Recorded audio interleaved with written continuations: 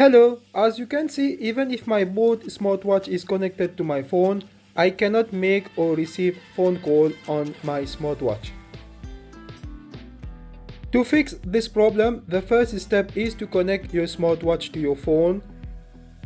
You can find a full step-by-step video in the top right corner or in the description below.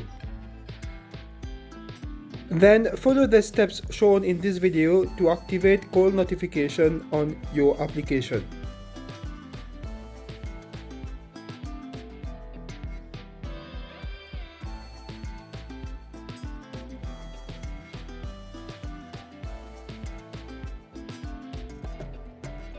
The second step is to activate the Bluetooth call setting on the smartwatch.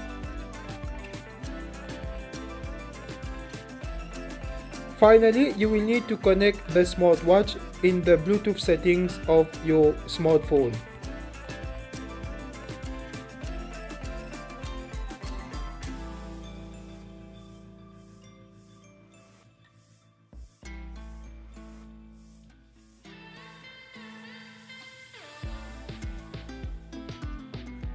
Once connected, you will then be able to make or receive a phone call on your BoAt smartwatch.